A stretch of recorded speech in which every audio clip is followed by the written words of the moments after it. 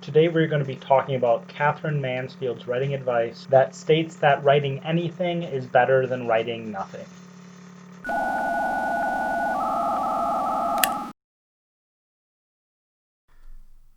Welcome to How to Write Good. I am your host, Daniel Poppie. You can find out more about me at danielpoppie.com. If it is your first time here, How to Write Good is a writing podcast that seeks to find principles and advice that can be applied across a broad range of writing situations. If you've been here before, don't forget to subscribe, hit that like button below, and share. Some writers have this attitude that not everyone should write a book.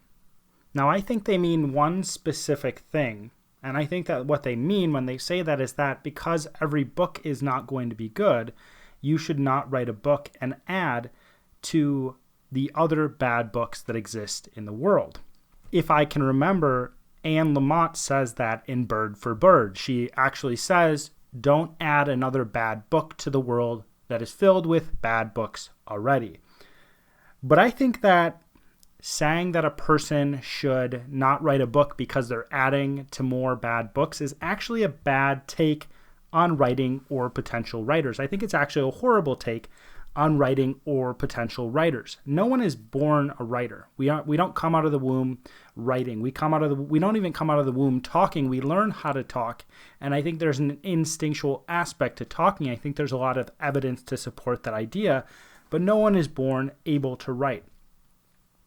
We actually need to learn how to write. So when a person first learns how to write, they're not going to be writing very well. There's probably less than 5 instances in the world of a person picking up writing the instant they pick up a pen, and though I actually haven't heard of that happening, but I don't put it past at least one person in the world doing it. So everybody starts out the process of writing bad. Everybody starts out the process of putting words together in a way that is pleasing in a bad way. They're going to put words together in a way that's clunky, that doesn't fit the language, that doesn't make sense. And when you write your first book, it may be a bad book. But if you continue to write, you may write the best book in the world. And if you took Anne Lamott's advice and you said that you were not going to write a book because you didn't want to add to the bad books in the world, you might miss out on writing one of the best books that has ever been crafted. It might be the case that your first book is bad. It might be the case that the second, the third, the fourth, the fifth, the sixth, the eighth, the 20th book is bad as well. But it might be the case that you have grown so much as a writer that you write a piece of fiction or nonfiction that is so good it becomes a classic within the literary world, but you would have never gotten to that point if you did not go through the steps of writing bad books. This is a big pet peeve of mine because almost every other type of art allows you to be bad at some point in the artistic process. But writers do not allow, or it does not seem to be the case, a lot of writers do not allow other writers to be bad writers. When they see a bad writer, they dismiss them immediately. And a lot, including a very famous one who gives a lot of very famous writing advice in Bird for Bird, says that you should not write a book because it might be a bad book, and we should not add bad books to what already exists. I think that's a bad idea because everybody starts somewhere, and therefore your first book is likely to be bad. Your first book is likely to be full of flaws. If you want to write that book, if there's something in you that thinks you can't, or it's a hurdle you want to get over in your life, I think it's something you should do, at the very least for yourself. Now, there are instances where I would say this advice is good, saying that you should not write a book. If you should be doing something else, then I think you should not be writing a book, if that makes sense. We all have a limited amount of time within our lives, and we all have to spend that time in a specific way. And if there is something you need to do that is going to not allow you to write a book, but you know that you should be doing that specific thing, then you should probably be doing that specific thing instead of writing a book. If you're writing for prestige, if you're writing for money, I would say that you should not write a book unless you are extremely good at doing it. But if you are writing a book because you see it as the most valuable thing you can do with your time, if there's nothing else you need to do, then I think you should do it, at the very least for yourself. But this advice is not to dissuade anyone who wants to write a book just because their book is going to end up bad or horrible or whatever. This advice is so that you use your time as efficiently as possible. What should you be doing? What do you need to be doing? What are you going to be the best at? What is the best use of your time? And if you can't fit writing into your schedule, so be it. And that is okay, because you're excelling in another way and you're adding to the world in another way.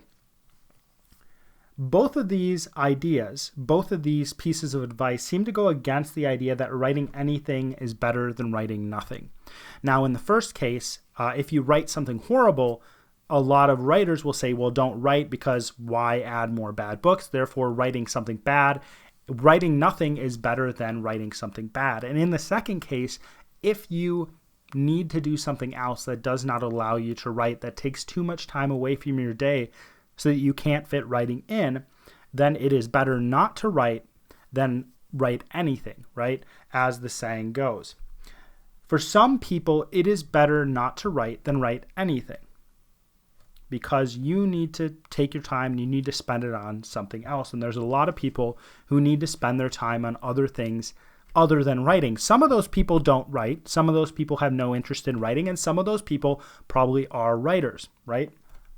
But if we are talking about someone who is a writer, or if we are talking about someone who is dedicated to writing for the long term, I think the advice is actually very good. And I'm just going to take a quick side note. So one way I think you can see whether you are dedicated to writing for the long term, or if you're like, hey, writing is going to be my profession in the long term, this is a thing that's going to be a part of my life.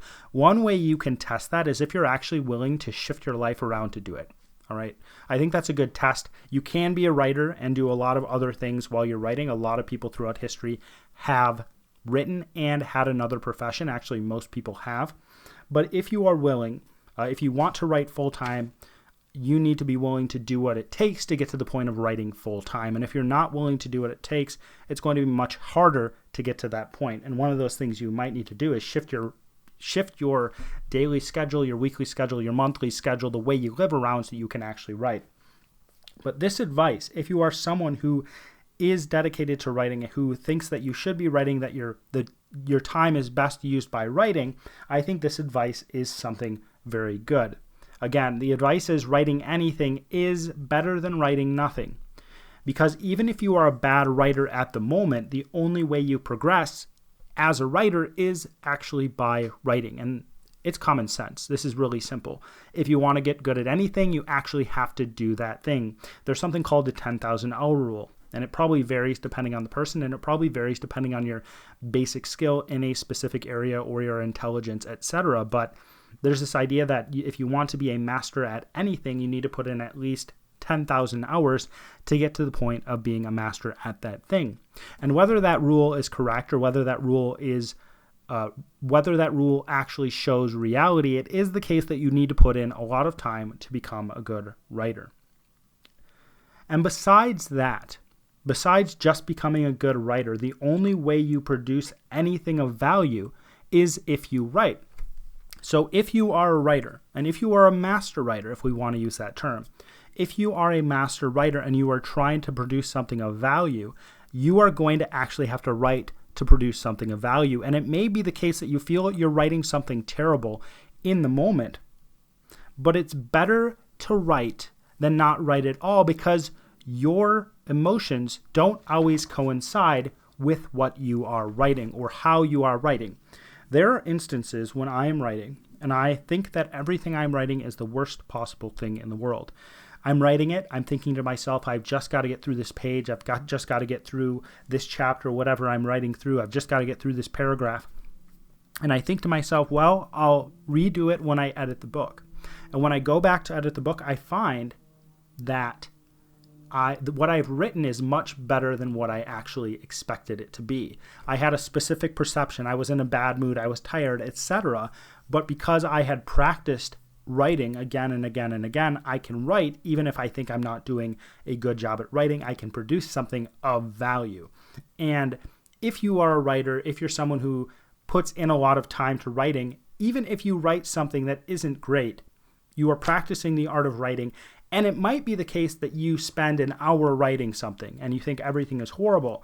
And then suddenly you get this burst of inspiration, or you suddenly get energy, or whatever it is, and you create something of incalculable value, right? I think that people make this mistake that if they don't feel like writing, or if they don't feel like doing a specific thing, they can't create something of value in that moment. But it might be the very case. It might be the very emotion that you're within, that you're having, that allows you to create something that connects to people in a way that you wouldn't have been able to if you felt good when you were writing, or if you felt like you had inspiration. So again, really the two main reasons why I say that you should, if you are a writer, the two main reasons that writing anything is better than writing nothing, in my opinion, is that if you are writing anything, you are opening yourself up to experimentation.